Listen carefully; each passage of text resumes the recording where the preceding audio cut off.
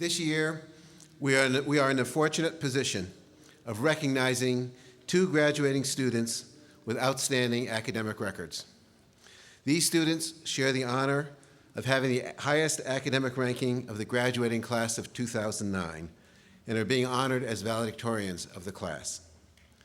Please join me in recognizing our two valedictorians, each of whom has earned a GPA of 4.0, Geoffrey Kirsch and Yangyang Liu.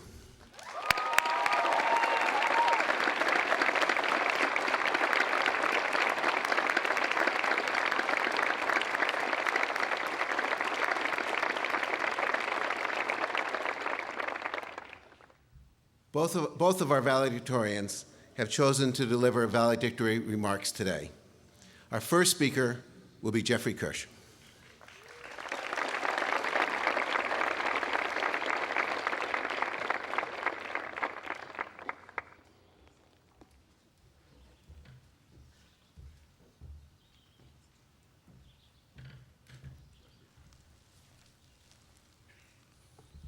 Mr. President, members of the Board of Trustees, honored guests, families, and friends.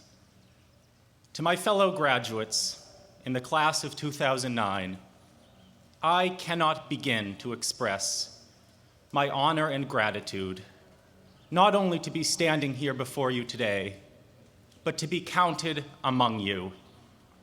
Your intellect and resolve, your diverse talents, and your basic decency fill me both with pride and with great expectations for our future. To my parents and grandparents, thank you for being with me, not only on this great day, but for 23 years. I hope that my presence at this podium is in some small part a testimony to your love and devotion, and to a debt which I can never truly hope to repay. To the Office of Admissions, thank you for giving me a chance 3 years ago when I made the best decision of my life and applied to Dartmouth as a transfer student. To my professors, thank you for keeping alive, amidst the mind-numbing glare of the 21st century, the brighter flame of the liberal arts tradition, and for passing it on. And to President and Mrs. Wright, thank you for a combined 71 years of service, dedication, and exemplary leadership. Mr. President, on a September morning 4 years ago, you welcomed this class to Dartmouth with a simple announcement: we have work to do. At their own convocation 50 years earlier, the class of 1959 would have heard from another great Dartmouth president, John Sloan Dickey, that their business here was learning. Today would be simple enough to declare that work complete, because after all, we recognize today as the end of our studies at Dartmouth, even if we persist in calling it a beginning or a commencement. Today is the day the so-called Dartmouth bubble bursts, the day our 4 years of knowledge finally lose us this paradise, the day we must bid goodbye to professors and peers alike. I refuse to accept this. In the words of President Dickey, once again, in the Dartmouth Fellowship, there is no parting. The business of learning remains unfinished for all of us. We do not become Dartmouth graduates when we put on these caps and gowns, nor even when we come up to this stage.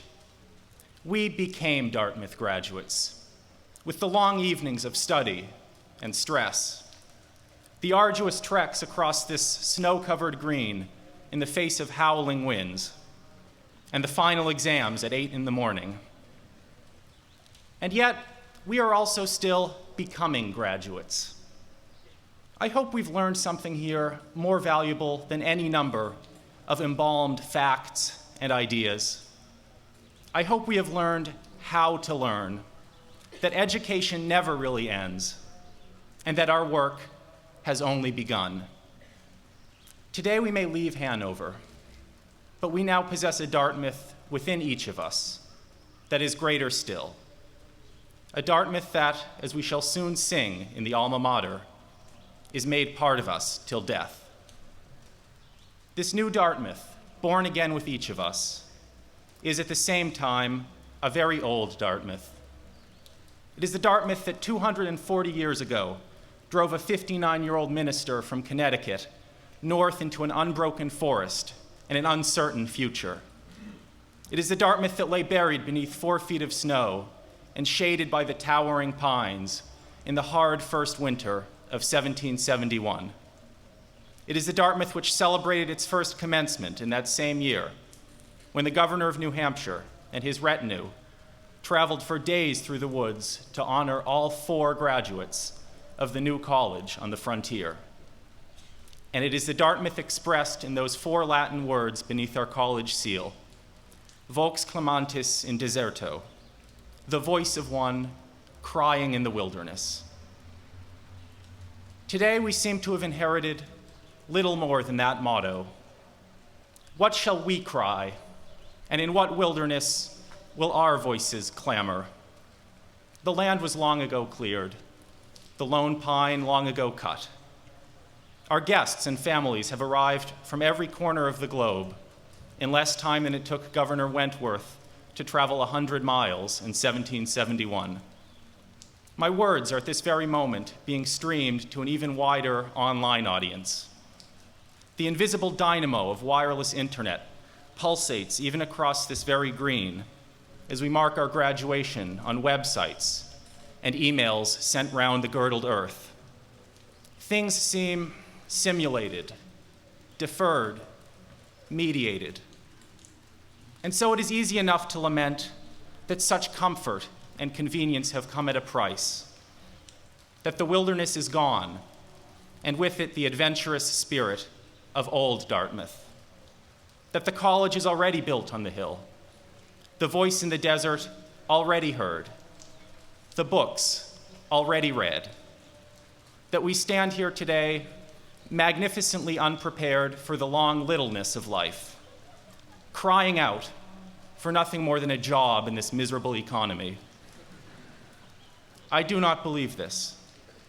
As long as economy and environment alike are ruined by myopia and greed, as long as hunger and disease plague the world, we languish in a winter as dark and iron and oppressive as the early months of 1771.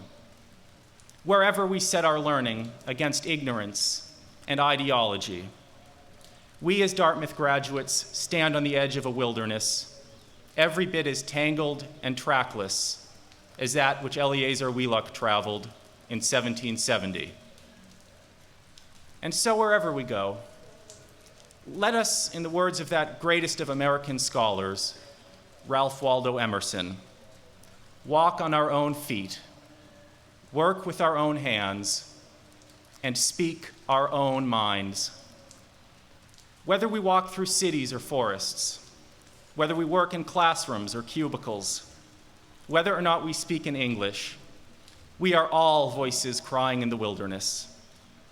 Let it be our burden and our privilege to clamor not only for jobs, but to build a highway for culture and intellect, to make straight the crookedness of politics and power, and to make plain the roughness of hardship and injustice. It is a hard task, but it is also one for which I expect we are well prepared. It is the same work we have already begun. There is more work to be done. The wilderness stands all before us. And so, class of 2009, thank you, congratulations, and onward.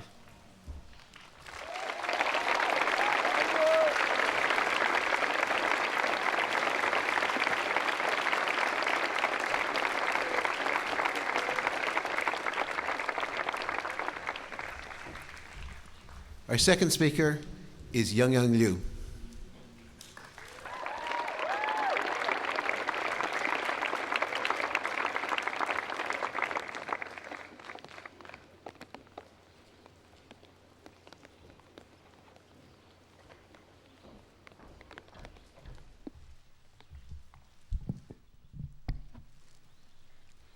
Mr. President, members of the Board of Trustees, honored guests, family and friends, professors, fellow classmates.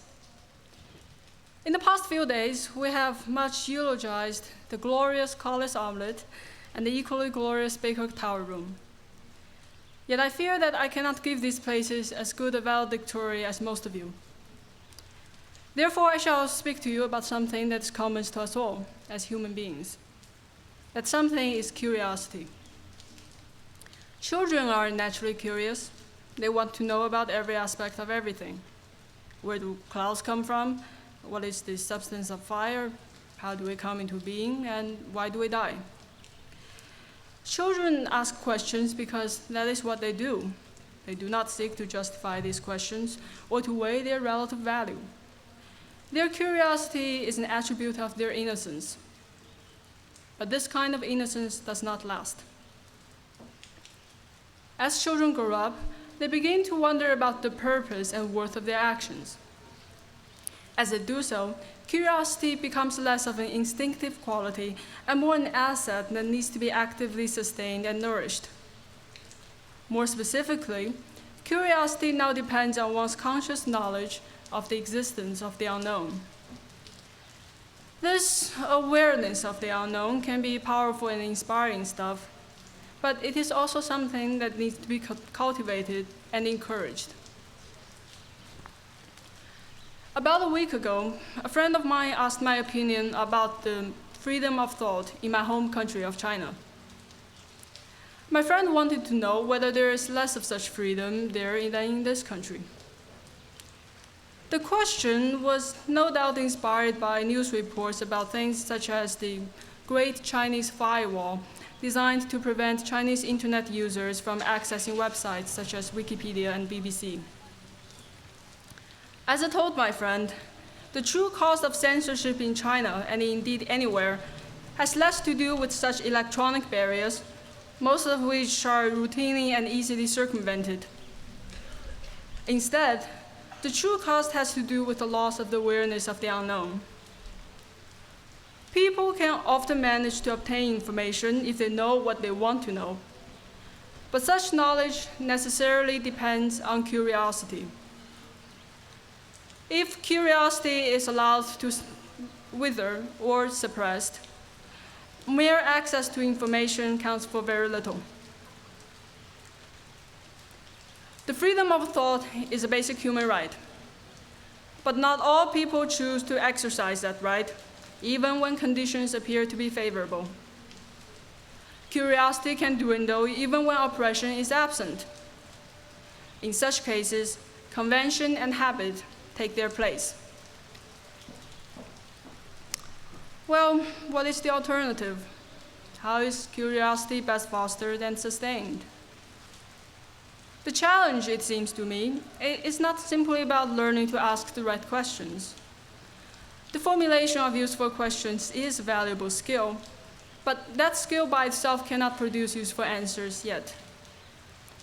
The exploration of the unknown also requires a certain facility for guesswork, or an ability to anticipate which among the several possible lines of inquiry are worth pursuing. An example from mathematics illustrates this. In math problem solving, one must select from a very large number of possible paths to a solution. However, there is often no objective way to know which of these many paths is likely to pan out. How is one to decide then? Mathematicians refer to the ability to make these choices as foresight.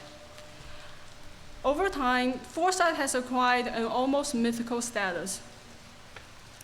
Richard Feynman, a Nobel Prize-winning physicist, was once asked about how to go about solving a problem. He answered that one should first stare at the problem very hard and then write down the solution. Feynman's point was that foresight is essential to problem solving, even if it's hard to describe and even it may be something that is rather less than rational. The point, it seems to me, is equally valid for other academic disciplines. What mathematicians call foresight, other scholars may refer to as perception or intuition. But whatever it is called, it is essential to success in the pursuit of knowledge.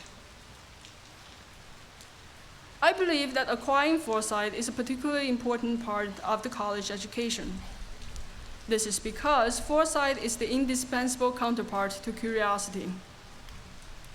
Foresight includes the discipline of curiosity, but we want neither discipline nor curiosity alone. For curiosity without discipline becomes flabby, and discipline without curiosity invites narrow-mindedness.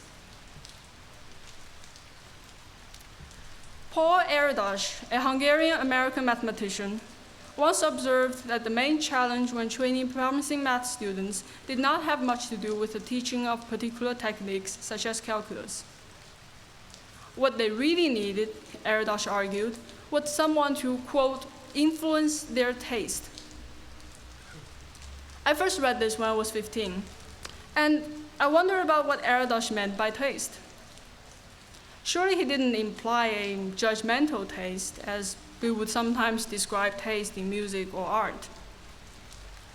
I have come to believe that he was instead referring to foresight, to the challenge of figuring out how to match our internal curiosities to the vast unknown out there. I do not know if Dartmouth can provide curiosity to those who lack it, but I do believe that the disciplining of curiosity through the cultivation of foresight is the ultimate purpose of a college education. For me, this is the greatest benefit that Dartmouth confers upon all of its students, regardless of disciplinary specialty or academic interest. I once heard of a story of a man asked by God to pick the best ears of wheat as he passes through it. He hesitates until the end, thinking that the best ear would always be better. No need to say that he didn't make the best choice. We humans are rather like the man in the story, in that we cannot know the end of the field until we reach it. Yet I prefer to think that the moral of the story is not about making the best choices, but rather about knowing why we make the choices we do. Curiosity based on innocence suffices to little more than a memory, but curiosity based on self-awareness lasts. And that is why every day we behold the world fresh-eyed. But may our wonders be tempered by discipline, by foresight, which is a privilege of experience. Thank you.